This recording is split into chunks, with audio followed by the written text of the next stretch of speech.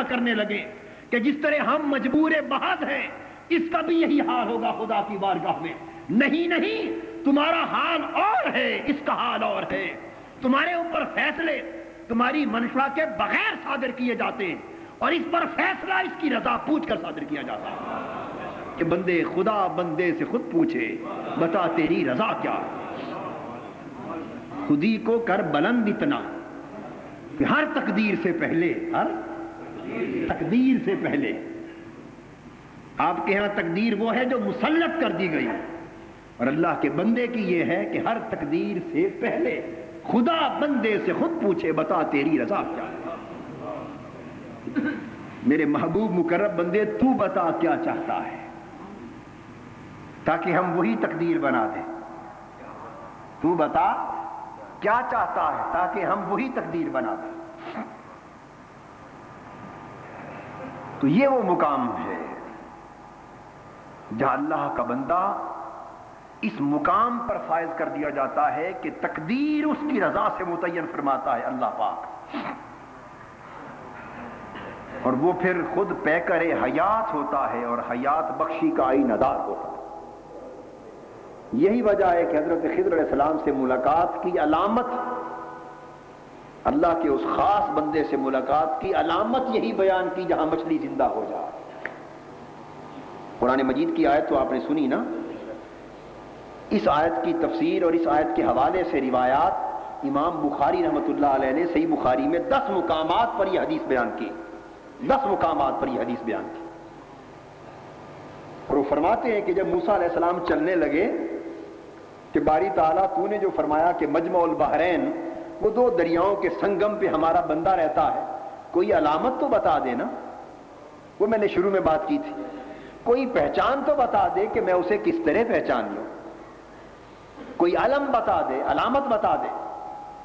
اللہ پاک نے فرمایا خذ حوتن میتن، علامت یہ ہے کہ مردہ مچھلی ساتھ لے لے، صحیح بخاری میں مردہ مچھلی ساتھ لے لے، اسے برتن میں بند کر لے، جہاں زندہ ہو جائے سمجھنا یہی بندہ رہتا ہے۔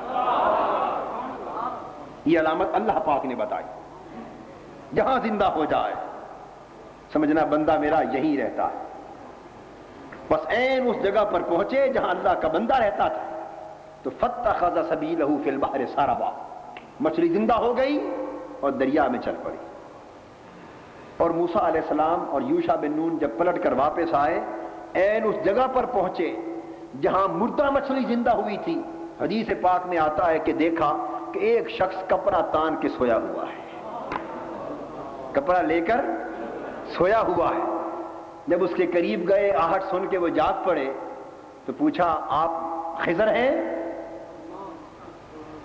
انہوں نے کہا ہاں میرا نام خضر ہے، میں موسیٰ ہوں۔ انہوں نے فرمایا آپ موسیٰ بنی اسرائیل والے ہیں؟ ہاں بنی اسرائیل والا موسیٰ۔ ملاقات ہو گئی، کپڑا تان کے، یعنی وہ بندہ کپڑا لے کے سویا ہوا ہے اور مردہ مچھلیاں سوتے میں زندہ ہو رہی ہیں۔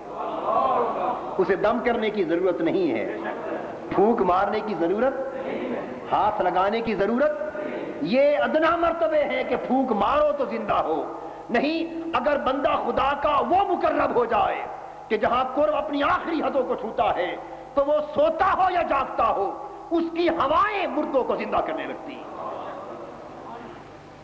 جن فضاؤں میں وہ سانس لیتا ہے، جن پانیوں میں وہ وضو کرتا ہے، وہ زندگی عطا کرنے والے ہو جاتے ہیں۔ وہ خود تو سوئے ہوئے تھے، مگر جب اس جگہ مچھلی پہنچی تو زندہ ہو گئی۔ اس حوالے سے میں یہ عرض کر رہا تھا کہ جب انسان کو یہ مقام اللہ جل مجدہ عطا کر دے، تو بندے کی اس پہلی علامت کے حوالے سے جس کو اللہ جل مجدہ نے خصوصی رحمت کے ساتھ تعبیر کیا، ہم دیکھتے ہیں سیدنا غوث العظم شیخ عبد القادر جیلانی قدس سر العزیز، جن کے بیان کا اصل مضمون چل رہا ہے، اور یہ سب کچھ قرآن اور حدیث سے مقام بندگی کو ثابت کرنے کے لیے تمہیداً عرض کیا۔ اب ان کی زندگی میں ہم یہی حال دیکھتے ہیں، اور اولیاء کرام کی کرامات میں سے یہ بات سمجھ لیں، تمام علماء اور اولیاء کا اس بات پر اتفاق ہے، علماء حق اور اولیاء ربانیین کا اس بات پر اتفاق ہے کہ اللہ پاک اولیاء کی کرامتوں میں سے یہ کرامت بھی انہیں عطا کرتا ہے کہ ان کے ہاتھوں سے مردہ زندہ ہوتے ہیں، اور یہ تواتر کے ساتھ یہ سب چیزیں منقول۔ اب کس طرح حیات بخشی اللہ کے ولی کو نصیب ہوتی ہے؟ سیدنا غوث العظم رضی اللہ تعالی عنہ، میں نے آپ کو چیل والا واقعہ بیان کیا تھا یہاں اس پچھلے جمعہ پر یا اس سے پہلے؟ اس بیان کے دوران نہیں ہوا، تو میں یہ بتانے والا تھا کس طرح حیات بخشی آتی۔ دو تین چیزیں اس عنوان کے حوالے سے سمجھانا چاہتا ہوں۔ آپ کی سوانح اور سیرت کی تمام کتابوں میں درج ہے، جو کتاب آپ کی سوانح سیرت اور کرامات کی اٹھا لیں، اولیاء کاملین کی لکھی ہوئی، علماء محدثین کی لکھی ہوئی، بہجت الاسرار ہو،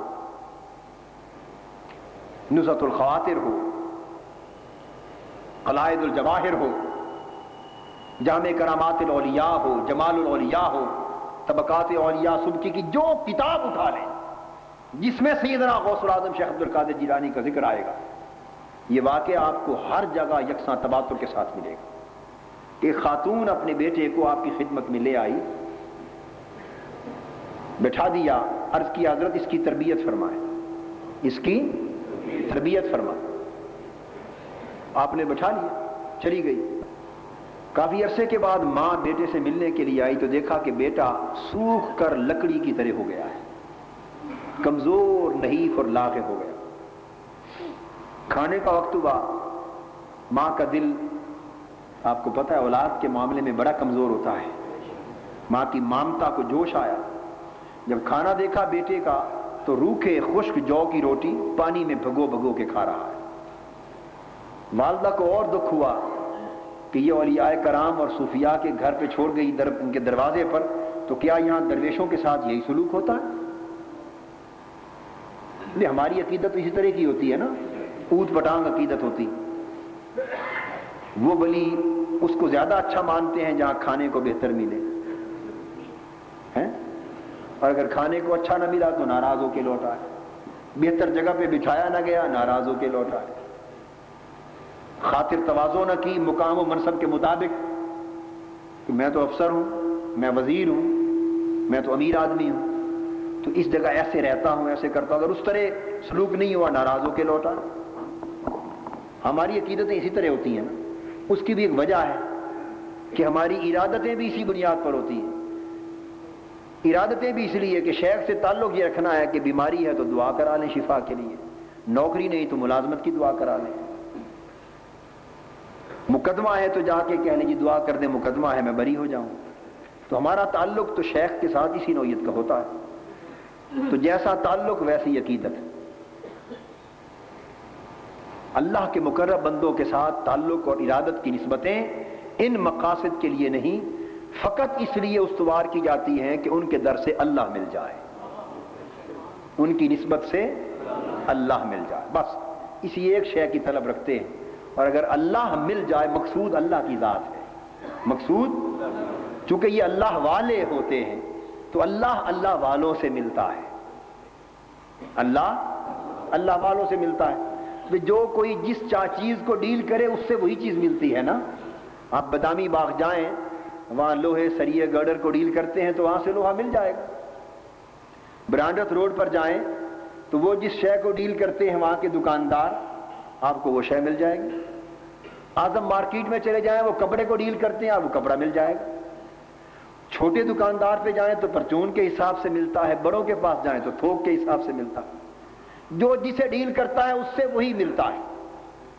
اگر آپ چاہیں کہ ڈاکٹر کے پاس جائیں اور ڈاکٹر کے پاس جا کر اسے کہیں کہ کپڑے کے تھان تو دے دیں، جاپانی کپڑے کا تھان مانگے، وہ کہیں کہ میں تو ڈیل ہی نہیں کرتا کپڑے کو، میرا سروکار تو مریضوں سے ہے، دوائیوں سے ہے۔ تو جس کو جس سے سروکار ہو وہاں سے وہی شے ملتی ہے۔ ان کو فقط اللہ سے سروکار ہوتا ہے، سو انہیں یہ اللہ کو ڈیل کرتے ہیں، ان سے اللہ ملتا ہے۔ ان کے ہاں جاؤ تو ان سے اللہ ملتا ہے۔ اور چونکہ اللہ والے ہیں، اللہ ان کی بات موڑتا نہیں، سو آپ دوسری دعاؤں کے لیے بھی جاتے ہیں تو یہ وہ بھی دعائیں کر دیتے ہیں، چونکہ ان کا وجود ہی خیر و برکت کی خاطر ہے، منع نہیں کرتے، برکت بھی ہو جاتی ہے، سب کچھ ہو جاتا ہے، مگر واقعہ یہ ہے کہ ان کے پاس جانا اللہ کے لیے چاہیے. تو جب انسان اللہ کے لیے جاتا ہے تو پھر یہ سارے نخرے بھول جاتا ہے، یہ سارے نخرے بھول جاتا ہے، پھر مٹ کر جاتا ہے. اور جو دانہ خاک میں ملتا ہے گلو گلزار ہوتا، کہ دانہ خاک میں مل کر گلو گلزار ہوتا. آدمی جتنا مٹتا ہے اتنا پاتا ہے، اور جتنا اکڑتا ہے اتنا گرتا ہے. وہ مائی ناراض ہو گئی، بیٹے کو لے کے بازو پکڑ لیا، چلی سیدنا غوث پاک کی بارگاہ میں کہ میں جا کر بات کرتی ہوں کہ کیا بچوں سے درویشوں سے یہ سلوک ہوتا. جب اندر گئی تو وہ بھی کھانا تناول فرما رہے تھے. اب وہاں کا کھانا جو دیکھا تو غصے کی انتہا نہ رہی، وہ مرغے کا سالن تناول فرما رہے، مرغ کھا رہے. اگر آپ کو یہ فرق دیکھ لیں تو اس کی ولایت کا انکار کرنے کے لیے مزید کسی دلیل کی ضرورت نہیں رہتی نا، کہ مرغ کھا رہا ہے کہ ولی کوئی مرغ کھایا کرتے ہیں. آپ کا معیار تو یہی ہے نا کہ ولی وہی ہے جسے دال کھانے کو ملے، جسے مرغ اللہ دے دے کھانے کو وہ ولی نہیں، وہ دنیا دار ہے. یہی معیار ہے نا. اور ولی وہی ہے جسے پھٹے ہوئے کپڑے پہننے کو ملے، جس کے تن پر اللہ اچھا کپڑا چڑھا دے اور اچھے کپڑے کی نعمت دے دے، وہ ولی نہیں. یہی معیار ہے نا.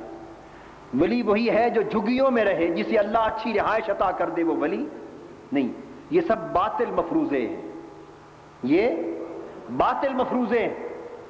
ولی کا تعلق نہ دال سے ہے، نہ مرغ سے ہے، نہ جھگی سے ہے، نہ محل سے ہے، نہ سائیکل سے ہے، نہ کار سے ہے، نہ غربت سے ہے، نہ عمارت سے ہے. پھر وہی نقطہ سمجھا رہا ہوں، ولی کا تعلق رب سے ہے. رب اسے کار پہ بٹھا دے تو کار پہ بیٹھتا ہے، اسے پیدل چلا دے تو پیدل چلتا ہے. رب اسے دال کھلا دے تو دال کھاتا ہے، مرغ کھلا دے تو مرغ کھاتا ہے. رب اسے پھٹے پیوند لگے کپڑے پہنا دے وہی پہنتا ہے. رب اسے اعلیٰ پوشاک پہنا دے تو اعلیٰ پہنتا ہے. اس کے لیے ٹاٹ اور کمخاب برابر ہو جاتے ہیں، ٹاٹ اور کمخاب برابر ہو جاتے ہیں. اس مائی کو تو اب یہ فلسفہ معلوم نہیں تھا. اس نے دیکھا کہ خود مرغے کھائیں اور درویش روکھی جو کی روٹی کھائیں، وہ پھٹ پڑی. عرض کیا حضور غوث پاک کی بارگاہ میں کہ یہ کہاں کا انصاف اور کہاں کی تربیت. آپ مسکرا دیے، فرمایا مائی بیٹھ جاؤ. کھانا کھاتے رہے، ہڈیاں پھینکتے رہے. جب فارغ ہو گئے تو فرمایا قمی باذن اللہ الذی یحیی العظام وہی رمیم. ہڈیوں اس اللہ کے نام پر زندہ ہو کر کھڑی ہو جاؤ جو مردوں کو اور ہڈیوں کے اندر جان ڈال دیتا. بس آپ کا یہ فرمانا تھا، مرغا زندہ ہو گیا. یہ احیاء موتا ہے. یہ کرامت کیا ہے؟ احیاء موتا. مرغا زندہ ہو گیا. فرمایا خاتون اب بات کو سمجھ لے، تیرے بچے پر ہمیشہ کے لیے مرغے بند نہیں کیے، اسے جو کی روکی روٹی کھانے دے. جب اس مقام پر پہنچ جائے گا وہ بھی مرغے کھانے اس کے لیے حلال ہو جائے گا. ہمیشہ مجاہدے کے بعد مشاہدہ آتا ہے، عسر کے بعد یسر آتا ہے. ان مع العسر یسرا. ہمیشہ تنگی کے بعد فراخی آتی ہے، مشکلات کے بعد آسانیاں آتی ہیں، مصائب کے بعد عظمتیں آتی ہیں. اسے مجاہدوں کے سمندروں میں غوطے کھا لینے دے. غوطے کھا کھا کر جب ملاح بن جائے گا پھر مشاہدہ کروا دیا جائے گا. پھر مقام مشاہدہ پر یہ مشقتیں کم کر دی جائیں، آسانیاں آ جائیں گی. تو یہ مقام احیاء موتا ہے. یہاں تو آپ دیکھتے ہیں نا کہ ارادے سے توجہ سے فرمایا کہ کھڑی ہو جاؤ. آپ ایک روز واعظ فرما رہے ہیں، خطاب فرما رہے ہیں. علامہ انور شاہ صاحب کاشمیری علماء دیوبند میں سے بہت بڑے عالم گزرے. انہوں نے صحیح بخاری کی شرح اپنی کتاب فیض الباری میں لکھا. پھر اس پر حاشیہ مولانا بدر عالم میرٹھی، یہ بھی ان کے شاگرد اور علماء دیوبند میں سے بہت بڑے علماء میں سے، مدینہ طیبہ میں رہے، میرٹھ کے رہنے والے تھے. انہوں نے حاشیے میں بھی اس کو درج کیا. اور مولانا اشرف علی تھانوی علماء دیوبند میں سے، ان کے بڑے اکابر علماء میں سے، جمال الاولیاء میں یہ سب کچھ درج کیا. انہوں نے یہاں تک لکھا کہ ان چیزوں کا انکار کرنا سوائے جہالت اور تعصب کے کچھ نہیں ہے. یہ امور اتنے حد تواتر کو پہنچ چکے ہیں کہ ان کے انکار کی شریعت میں گنجائش نہیں. وہ بیان کرتے ہیں اپنی کتاب فیض الباری اور حاشیہ فیض الباری میں کہ واعظ فرما رہے ہیں سیدنا غوث الاعظم رضی اللہ تعالیٰ. اور جمال الاولیاء میں تھانوی صاحب بیان کرتے ہیں، اور امام نبہانی جامع کرامات الاولیاء میں، اور بے شمار کتابوں واعظ فرما رہے ہیں. دوران خطاب ایک چیل، بہت بڑی چیل گزری اور وہ اجتماع کے اوپر جب آئی تو زور سے چیخنے لگی، چیخی، اس سے شور بپا ہوا، لوگوں کی توجہ ہٹ گئی آپ کے خطاب سے. آپ نے اوپر نہیں دیکھا کہ یہ شور کس کا ہے، کیونکہ خطاب میں یکسوئی تھی. یکایک آواز آئی، شور آیا، اس سے ایک اضطراب پیدا ہوا تو زبان میں سے یہ کلمات نکلے کہ تمہیں کیا ہے، مالک سکت اللہ ہونو کا، بھئی چیخنے والے تمہیں کیا ہے، یہ چیخنے والے پرندے تمہیں کیا ہے، خدا تیری گردن کاٹ دے. بس زبان سے اتنے کلمات جلال میں نکلے، چیل مر گئی اور زمین پہ آ کے گر پڑی. خاصی بڑی چیل تھی، تڑپ کے ختم ہو گئی. آپ کا خطاب ختم ہوا، لوگ مسافہ کر کے روانہ ہوئے، آپ بھی گھر کو جانے لگے. جب جانے لگے گھر کو تو دیکھا کہ بہت بڑا پرندہ صحن مسجد میں مرا پڑا ہے. اس وقت خیال ادھر آیا، فرمایا یہ پرندہ کہاں سے آیا اور کیسے مر گیا؟ عرض کی حضرت آپ کی زبان مبارک سے خطاب کے دوران یہ کلمات نکلے سو مر گیا. آپ مسکرا پڑے، ٹھوکر ماری، فرمایا جا اڑ جا، تمہیں مارنا نہیں چاہتے تھے، سبق سکھانا چاہتے تھے. زندہ ہو کے اڑ گئی، زندہ ہو کر اڑ گئی. فرمایا جا اڑ جا.